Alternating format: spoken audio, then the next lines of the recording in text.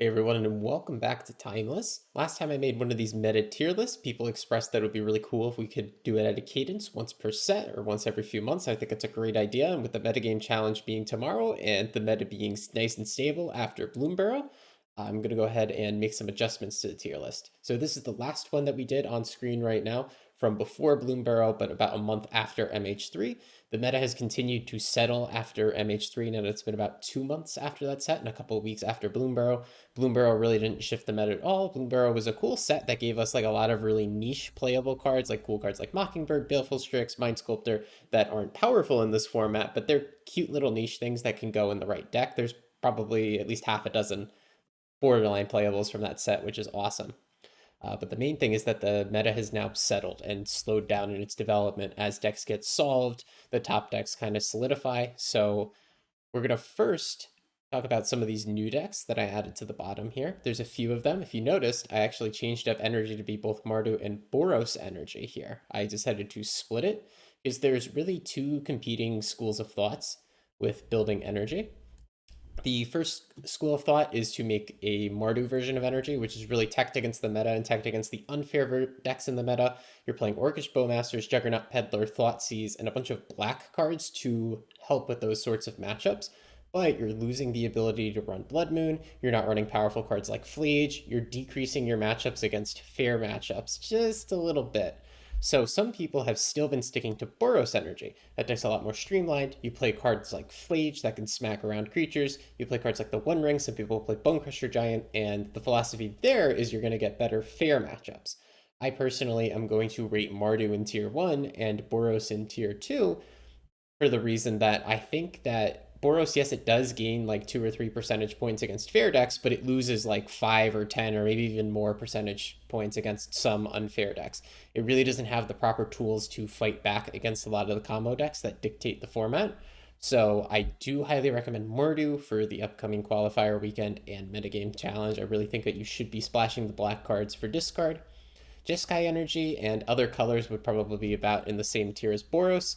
Like Jeskai Energy with Mockingbird was fun. Mockingbird is pretty powerful, but the thing is it's not better than splashing black, and you can't splash both black and blue at the same time. And if you're splashing blue, then you're losing the ability to run Blood Moon. So it's a little tough. So if you did want to put Jeskai Energy on this tier list, just consider it a part of Boros Energy. Though I would stick with stock Boros if I were you right now. Up next is Jetstorm, which is a cool deck that popped up. It was just something that Adam and Greaseball cooked up at 2 in the morning, and it ended up being quite good. And I do think that Jetstorm is really good. I think in the hands of a good pilot, someone who's really practiced on the deck, it is a tier 2 deck. It is the best combo deck in the format that does not have the card show and tell in it, but it is very hard. Greaseball is currently working on a comprehensive guide to the deck that I think was supposed to go up yesterday or the day before, but he keeps making last second changes. So hopefully I can link that in this video and it'll be ready. If not, it'll be coming in the next day or two if you're thinking about picking up Jetstorm for the challenge. It is a very tough deck. I do recommend playing this deck against Sparky. Like, this is one of the decks that you actually have to goldfish a bunch to understand the lines, because the decision trees in this deck are absolutely crazy based on all the different opening hands you can get. And all of the different effects in this deck that are kind of similar, whether or not you need to hard combo, soft combo, go for a fair win. So many things changes versus what you're playing against. It's a wild and difficult deck, but I think it is incredibly powerful. And it has been a known force for a couple of weeks now. And sure, it loses to Artifact Enchantment Hate or Graveyard Hate, but this deck has a bunch of tutors in it. It could tutor for one sideboard card to go ahead and deal with your opponent's sideboard cards, so I think it is pretty resilient to hate. If someone packs multiple pieces of Graveyard Hate, like let's say they had an unlicensed Hearse to hit your graveyard that you're able to blow up, and then they surgicaled something, and then they instant speed blew up your Nightmare, okay, sure, you might lose at that point, but requiring multiple hate cards to be shut down is awesome, and this deck does always have the fear beatdown. It's a lot like the old deck KCI. Some people were comparing it to that. It's as if KCI had a fear beatdown plan in it. Oh, it's such a fun deck, but it's really complicated. And honestly, might be more complicated than KCI in the execution. KCI, there were a lot of like loops and decision trees that were really well known, but Jetstorm, it's so branching, and Timeless is such a complicated format that it's hard to even flowchart the deck 100% correctly. And Up Last is like a brand new hot off the presses deck. I was playing it on the channel very recently. I do think it's quite good, and it's a little early to put it on the tier list, so this is a bit of a preliminary rating, but I'm going to put it tier 3 and decent. If it continues to perform well, there could be an argument to move it up half a tier. If the meta settles, people learn how to play against it, and it stops performing, it might go down a tier. We'll have to see. But right now, I like what the deck's doing. I think it's doing some objectively powerful things. It can win on turn 3. It brays Fury, so it can absolutely beat up all the creature decks. It just has that rough show and tell matchup that needs to be fixed. But I think it is probably the best combo deck that doesn't use show and tell and necropotence. I love how I define combo decks like that. There's your show and tell decks, then there's your necro decks, and there's the next tier of them. I think it's the best out of them, though Belcher would be pretty close. But now that I've talked about those, I do want to do the readjustments of all of these. Now that the meta has really settled after MH3, unfortunately, a lot of decks are going to move down. That's why I added a new tier, tier 4.5 right here. Just because everything else has a half tier, why not put a half tier down there? So I think show and tell and energy, absolutely still tier 1. These are not going to move. As for tier 1.5 decks, Beans has fallen off. Even when I put up that last video, Beans was not putting up great results, but a lot of people were playing it, so I assumed the deck was pretty good. But I was looking at like the actual hard stats that you can get, like Untapped.gg does some stats tracking. I know it's not comprehensive because not everybody has that tool installed, but Tyrant was posting on Discord a bunch of stats that he was seeing on Untapped, and it's like every Beans build has a 40-something win rate. There was only one Beans build that we found that had above a 50 win rate, I think. It's like concerning. People like the deck. It's fun. It beats up on fair decks. Sure, it gets so much value. I get why people like it. And if you crafted it, it was a lot of rares, so I'm sure you're sticking with it. But I think it's really, really fallen off in the meta. Even below tier 2, even. I'm debating whether it goes in 2.5 or 3. I think we're going to put it in 3, just because I saw the objective numbers. It's got 40-something win rate. And I was checking my own stats for playing Mardu Energy. And I would think that Beans versus Mardu Energy would be a favored matchup for Beans, because Beans can go so big. Mardu Energy doesn't run Blood Moon like Boros Energy does, so they could beat me, right? No. I think I only lost one game to the Beans colors, or maybe 0. I think I was 7-0 versus it with my current Mardu build. Like, I know one person's sample size is very small, but yeah, Beans has just not been performing, even though it's a Fury deck. Fury gets turned into a Juggernaut. Oh well. As for tier 1.5 decks that are right behind, I think we're just gonna keep tempo here. Jeskai Control is definitely the number 4 deck in the format right now, and I'm kind of debating, do we put it in 1.5, do we put it in 2? I think we're gonna put it in 2 right now. These Dimir decks are really, really strong though. There's a lot of variations of them going on right now, and it's really cool because the deck isn't really solved. I don't think it's solved at all. Like, there's the default stock chest hair version, but there's a lot of variations on that. Even Chester himself made like an Esper version with Swords, Plowshares, and White interaction, a Grixis version playing Dragon Rage Channeler, red removal. There are some people who are building the deck more like Control, where they're cutting some of the threats, they're cutting the Netherglyphs, and sometimes even cutting the frogs, and it's becoming more and more like the old Mistman style blue-black Control deck where you just play Laris and Bowmasters as your only win condition. Though we have really powerful cards like Tameo and Psychic Frog that now make the cut alongside Bowmasters. So it's interesting to see the deck evolve. I'm really curious what ends up becoming the best build in a couple weeks, because control decks always take a little bit longer to figure out in the meta, especially like really complicated control decks. This isn't even a control deck, it's a tempo deck. There's the question of how many creatures do we play and whether or not it's optimal, because Psychic Frog is an incredibly powerful creature, but at the end of the day it's a 2-mana sorcery speed play that doesn't protect itself in a control deck, so you can't always make that play. Sometimes that play is going to perform really well, but it's hard to tell when you lost because you had that instead of a piece of interaction, because the card is objectively powerful. It just might not belong in the deck. So I'm curious to see what people come up with. I think the frog is crazy and that people should keep playing it, but people are having success with less creatures in their deck. Definitely having success dropping Netherglyph. I've seen people have success with like Shadow and DRC, though not as much success. Oh, very curious to see how this deck evolves. As for what goes in the strong tier 2, I put Boros Energy and Jetstorm here alongside Jeskai Control. I think that's an accurate assessment. What I'm personally going to do is bump Shift and Tell down to 2.5. I'm just a little down on it right now in the meta. It's getting hit by a lot of sideboard hate right now. I think I was talking about it in my last video about deck building, where it's just got the unfortunate aspect where it gets hit by all the show and tell hate, and it also has that bad show and tell matchup. I definitely think the deck has a lot of potential, and I want to see people keep working on it. There's a lot of smart players who know how to play this deck. I like this deck a lot. I want to work on it. I want to make it better. So I'd love to see other people keep working on it, and I have high hopes that it can get better. Belcher is going to go down a tier. I think it's a little bit worse. It is a disruptible combo. You can compare it to Jetstorm as like a Dark Ritual combo deck. I think that Jetstorm is much more resilient. It has the fair beatdown plan. Goblin Charbelcher is really all in, but Charbelcher is still pretty strong, so it's going to stay around tier 3, but let's finish populating tier 2. Esper definitely will stay as a tier 2.5. I think this is probably the best elementals deck that you can have right now. And one other deck I'm going to move up to tier 2.5 is I'm really high on Sorin combo right now. I don't know if it should stay in tier 2.5 or tier 3, but like I crafted the Saint Elenda version. It seems pretty sweet. It actually seems like it has decent matchups. Maybe it's tier 3. I think it's more of like the best deck in tier 3. I want to work on this deck. I want to see if I can make it better. There's a Mardu version running around too with Flayed, so I want to see if there's any substance there. I definitely do want to work on this deck and see how it is. Tier 3. So what are the good tier 3 decks right now? Sorin we just established. Belcher we just established as well. I think Sneak and Shift is also a pretty good tier 3 deck. And I've seen people like running around with like less fair Birthing Ritual decks like Sam combo, and I think it's pretty okay. I'm actually gonna move Sam up a tier. I think he's pretty sweet. I've seen some people do like cool value piles, and I have one on my list of things to play when I stole off of Reddit. So I think that a Birthing Ritual deck that has a combo in it is a little better than the fair ones that we built. If you remember, like a month ago on this channel, I was on a bit of a kick where I was making a bunch of Renegade Rallier decks. I'm going to put that Renegade Rallier style probably down half a tier, maybe down even another tier. We'll keep it in 3.5 for now. There's room for innovation, but I'm personally stuck on how we can improve it to make it even better in the meta. Black Devotion, it was a little flash in the pan deck that we played for a little bit. I think it's significantly worse than any of this other stuff, but I think it's fine to play.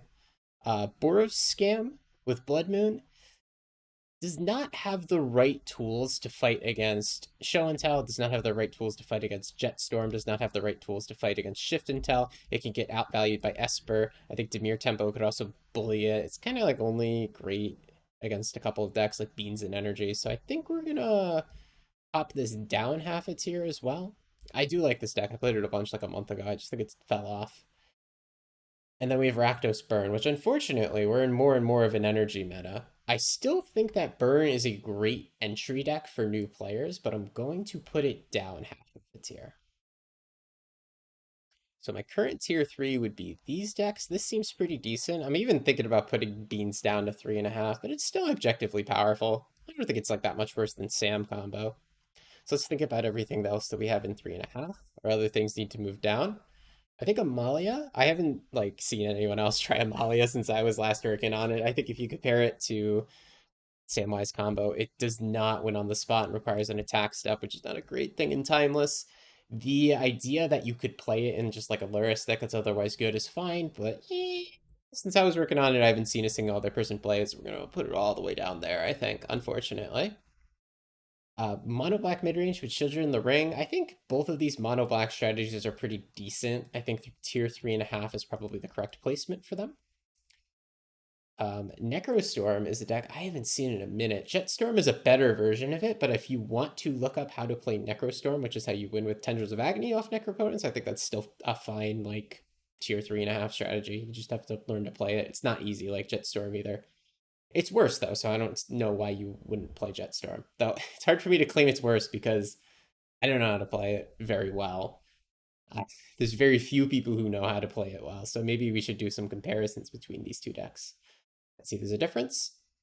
Buried Life Phoenix, keep in mind I'm evaluating for BO3. I think this deck's kind of busted in BO1, though I don't play BO1. I just hear that. I'm gonna put it down. A lot of people running Surgical Extraction. There's objectively more powerful things that you could do. If you want to do like an all-in Dark Ritual cheat a creature into play deck, I think the Sorin combo deck is a lot better. It plays the Fury, Ephemerate, or not Fury, Solitude, Grief, Ephemerate, Reanimate package, which is a lot more powerful than maybe getting your Phoenixes back. And Rakdos Scam as well. Oh, Rakdos Scam. Oh man, Rakdos Scam. Everyone keeps trying to make it work, and it keeps not working. We're gonna put it into Fringe, I think. I almost want to put it into 4.5, but the deck is okay. It can do some okay things. It's not good enough to beat Mardu Energy. I'll tell you, every single time I play Scam as Energy, I absolutely ruin the Rakdos Scam deck. But playing a Grief Fury deck probably still at least gets you in tier 4. I don't know what build I would really recommend. The last video I made on it was like a month or two ago, where we tried the One Ring in it. It seemed decent. I wouldn't recommend it for the challenge though. I think I said that in my challenge recommendation video. I said don't play this even though everyone's playing it. All right, as for tier 4 decks, I haven't seen a single person play 8 Flare and BO3. This is like the quote unquote dredge deck, like Dredgeless Dredge. You just mill yourself a little bit, you get Blood Ghasts back, prized amalgams, and the idea is you can play Flare of Malice and Flare of Denial. Pretty decent, like decent in theory. And the deck also got Baleful Strix if you want to do that, but I haven't seen anyone make it work. It's gonna go down. Jeskai Breach, yeah, that's still a fine strategy. Mono green ramp doesn't really interact with the format correctly, so I'm going to put it down to 4.5. This is like Flare of Cultivation, play a Karn, do some stupid shit, play a One Ring, blah, blah, blah. All in Reanimate, totally fine as like a tier 4 Fringe strategy. I think this placement is correct. Sultai mid-range as well. Yeah, tier 4, maybe it's 4.5. I feel like Okoro is very outdated technology, but some people make it work on ladder, so I think we can keep it in tier 4. Blade control is a little bit better than I gave it credit last time, especially now that the meta is settled and all the control gamers can properly tech for it. I think it's probably tier 3 alongside these decks. I feel like I put Sam slightly too high. I'm going to put you down a tier, Sam, but you're the best in 3.5. Yeah, that seems pretty decent to me. Up next, Yawgmoth decks. I've not seen a single person play Yawgmoth. 4.5. I think it's still okay. Domain Zoo. People are playing Domain Zoo now with like a Johnny in it. That's okay, but 4.5. I haven't seen it in a while. And then for these decks that I had in not competitive, yeah, I said before that the Chest Hair deck is kind of like evolving to become the successor of Dimir Control, and some people are playing it more like Dimir Control. Not insisting that Dimir Control without the creatures in it is necessarily tier 1.5, but I'm thinking about where to place it. It definitely doesn't go in tier 5. We could just put it here for now and say like the lockdown version of Dimir Control is tier 3.5, and people have to figure it out a little bit more. I might want to just like combine it with Dimir Tempo, just like how I kind of like put the Esper and Grixis versions that are recent offshoots under the same umbrella, just like how I had these two energies combined as one entry last time. Maybe there's an argument to say that Dimir Control is just a suboptimal build of Dimir Tempo. But right now, if you want to build a Dimir Control deck that plays only like 8 or less creatures in it, I think you can. Especially if you're a good control mage. I think Jeskai Blue White's going to get you a little better. Maybe not. I don't know. Dimir Control is pretty nuts. I just like I'm not a control mage, so I'm kind of spitballing here. I don't have my ear to the ground on the latest technology. I have seen people, like I said before when I was going over the Dimir deck, play it with less threats, and it's starting to look more and more like the original Dimir control deck that was really, really good before MH3. Obviously with some new tech. Anybody else from tier 5 moving up? I do not think so. There are some other like decks that show up pretty frequently that are would probably go in tier 5 or 4.5 that I didn't add here just because they might be flash in the pan and go away. Like there's a cool Is It Wizards deck that uses the new Otter from Bloomburrow, Snapcaster Mage, Dishonest Tidebinder, Flame of Anor, blah, blah, blah. Like there's fun decks like that from time to time, but I'm not going to comprehensively list every single deck I've seen on ladder. If there's a deck that you were thinking about playing at the metagame challenge that you do not see here, it's just because that I don't think it's necessarily better than tier 4 or tier 4.5. I could exhaustively list every deck, but no reason for that. If you have a pet deck and you don't see it here, assume that I think it's down here and I don't think it's good enough for the metagame challenge, but maybe it's possible that I forgot something, or I could have included it within something else. If you have a combo deck that's close enough to Shift and Tell, then I'm probably just going to call it Shift and Tell. If you have an Elementals deck that doesn't fit the above categories, then I probably just consider it beans in my head. Right, I think that's going to be it for me. That's the update for Bloomburrow and MH3. I'll go ahead and make another one of these probably in 2 months after Duskmorn comes out. No info on Duskmorn yet. I hope the bonus sheet is a banger and we get some really cool cards. Think about it. Think about all the cool old Magic cards that you can make a horror themed version of. I got a lot of cool ideas in my head that I'm hoping get added to Timeless. We don't necessarily need more cards to shake up Timeless because I think the meta is really diverse right now. If you look at the top, we got combo deck, aggro deck, tempo deck, control deck as the top four options. And Chef's Kiss. That's great. We've got every archetype represented. Mid-range is a little struggling right now, where this is the only decent deck that I would call mid-range.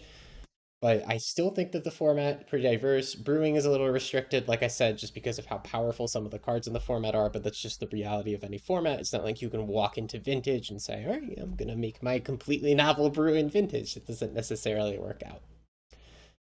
So thanks for watching, folks. Let me know if you have any comments. Let me know if there's a deck I forgot about that I should add to the tier list for next time, and I'll see you in that next video.